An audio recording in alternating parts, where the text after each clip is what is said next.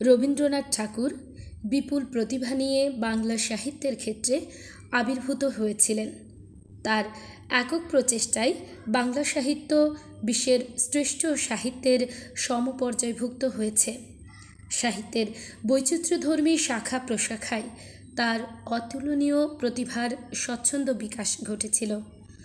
একমাত্র মহাকাব্য ব্যতীত সাহিত্যের অপারপর সকল ক্ষেত্রেই তার স্বচ্ছন্দ বিচরণ ছিল এবং সর্বত্রই তার কৃতিত্ব তুলনাহীন।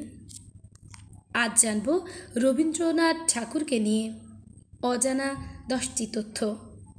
প্রিন্স দ্বারকানাথ ঠাকুর সপরিবারে পূর্ববঙ্গ থেকে ব্যবসার উদ্দেশ্যে পাড়ি দিয়েছিলেন কলকাতা শহরে। এই শহরের বুকে ব্যবসার পাশাপাশি জমিদারির দায়িত্বও গ্রহণ করেন তিনি।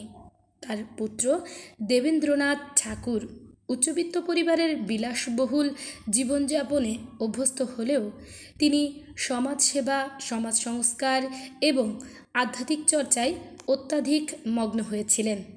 দেবেন্দ্রনাথ এবং সারদা দেবীর পুত্র রবীন্দ্রনাথ ঠাকুর।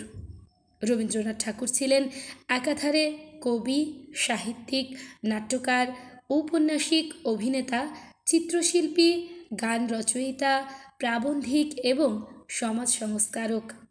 52টি কাব্যগ্রন্থ, 38টি নাটক, 13টি উপন্যাস ও 36টি প্রবন্ধ ও অন্যান্য গদ্য সংকলন, সর্বমোট 95টি ছোট গল্প ও 1915টি গানের রচয়িতা বিশ্বকবি রবীন্দ্রনাথ ঠাকুরের জীবনের 10টি তথ্য আজকে আপনাদের জানাবো।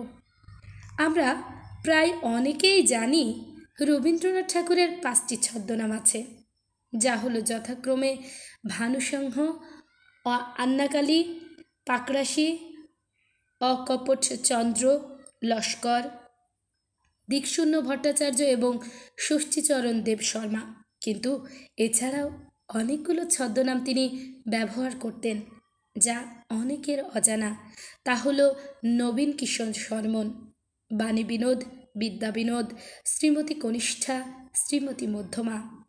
1924 সালের 8 মে কবিগুরু তার 63তম জন্মদিন পালন করেন চীন দেশে। সেই জন্য সেই দেশের সরকার তার নাম দেন চু চেন তাং। ভারতের জনগণ মন অধিনায়ক জয় হে এবং বাংলাদেশের আমার সোনার বাংলা আমি তোমায় ভালোবাসি জাতীয় সঙ্গীতদ্বয় কবিগুরুর লেখা। এই ঘটনা বিশ্ব সাহিত্যে প্রায় বিরল ঘটনা। কিন্তু মজার বিষয় হলো ভারতের অপর এক প্রতিবেশী দেশ শ্রীলঙ্কার জাতীয় সঙ্গীতও রবীন্দ্রনাথ ঠাকুরের লেখা। শান্তিনিকেতনে রবি ঠাকুরের শিষ্য আনন্দ সিমারানকুল, যিনি শ্রীলঙ্কার নাগরিক, রবি ঠাকুরের গীতবিতানের একটি গানের অনুকরণে শ্রীলঙ্কার জাতীয় সঙ্গীত রচনা করেন, যা হলো মাতা শ্রীলঙ্কা নম নম নম নম মাতা সুন্দরী শ্রী বরণী। রবীন্দ্রনাথ ঠাকুর তার জীবনস্মৃতি গ্রন্থে বলেছেন যে তিনি তার পিতামাতার সাহচর্য বেশি লাভ করতে পারেননি। বেশিরভাগ সময় ঠাকুরবাড়ির শিশুদের দেখাশোনা করতেন ভৃত্যরা। কিন্তু তার যখন 11 বছর বয়স, তখন তিনি কয়েক মাসের জন্যে তার বাবা দেবেন্দ্রনাথ ঠাকুরের সঙ্গে ভারতের বিভিন্ন জায়গায় ঘুরতে বেরিয়েছিলেন। এর মধ্যে হিমাচল প্রদেশের হিমালয় পাহাড়ে ঘেরা ডালহৌসি শহরে থাকাকালীন বাবার কাছে তিনি সংস্কৃত, ইংরেজি, জ্যোতির্বিজ্ঞান, সাধারণ বিজ্ঞান ও ইতিহাসের নিয়মিত পাঠ নিতেন। ওই পাহাড়ি শৈলাবাসে রবীন্দ্রনাথ ঠাকুর 1873 সালে গগনের থালে রবিচন্দ্র দীপক জালে নামক তার জীবনের প্রথম গান দীপক জালে নামক তার জীবনের এই গানটি পাঞ্জাবি একটি ভজনের অনুবাদ করেন।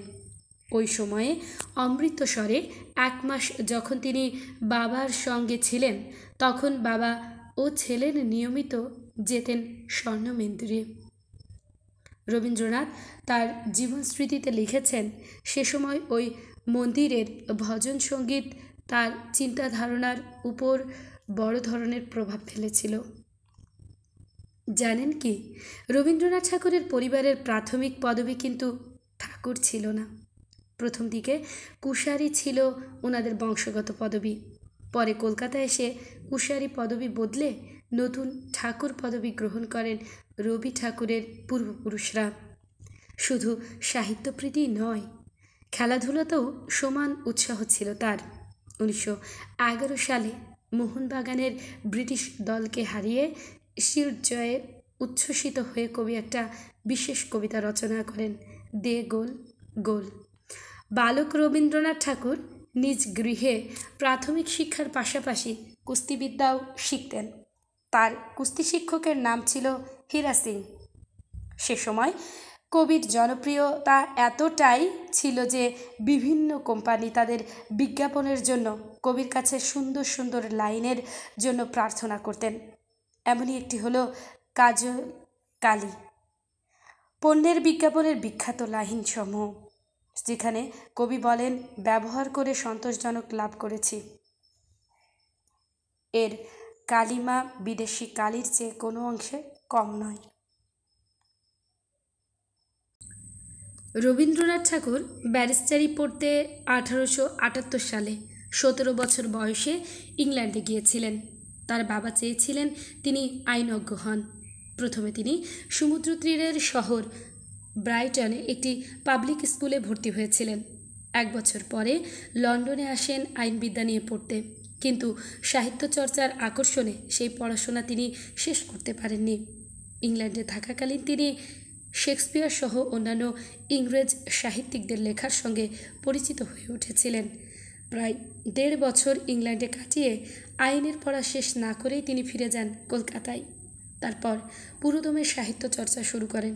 এছাড়াও তিনি কলকাতার প্রেসিডেন্সি কলেজেও পড়াশোনা করেছেন বেশ কিছুদিন।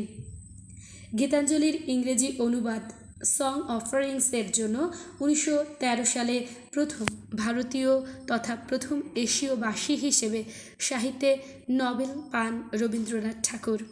কিন্তু জানেন কি তার গীতাঞ্জলির পাণ্ডুলিপি নোবেল কমিটিকে জমা দিতে যাওয়ার কাহিনী? কবিভ্রাতা অবনীন্দ্রনাথ ঠাকুরের বন্ধু উইলিয়াম রথেনস্টাইন 1911 সালে জোড়াসাঁকো ঠাকুর পরিবারেতে আসেন। পরবর্তীকালে রবীন্দ্রনাথ ঠাকুরের সঙ্গে রথেনস্টাইনের যোগাযোগ বাড়ে। রথেনস্টাইন বারবার কবিকে বিভিন্ন গল্পের কবিতার ইংরেজি পাণ্ডুলিপি চেয়ে পাঠান এবং বহুবার কবিকে লন্ডনে আসতে অনুরোধ করেন। 1912 সালের মে মাসে রবি ঠাকুর ইংল্যান্ড যাওয়ার জন্য মন স্থির করেন। 15 জুন 1912 সালে কবি লন্ডন যাওয়ার উদ্দেশ্যে ডোভার থেকে ট্রেনে চড়েন। সেই অভিযানের সঙ্গে ছিলেন পুত্র রথীন্দ্রনাথ, পুত্রবধূ প্রতিমা ও বন্ধুসম ত্রিপুরা রাজপরিবারের সদস্য সৌমেন্দ্রনাথ দেব বর্মন। পরের দিন কবি খেয়াল করেন গীতাঞ্জলির পাণ্ডুলিপি যে সুটকেসে নিয়ে এসেছিলেন সেটি নিখোঁজ।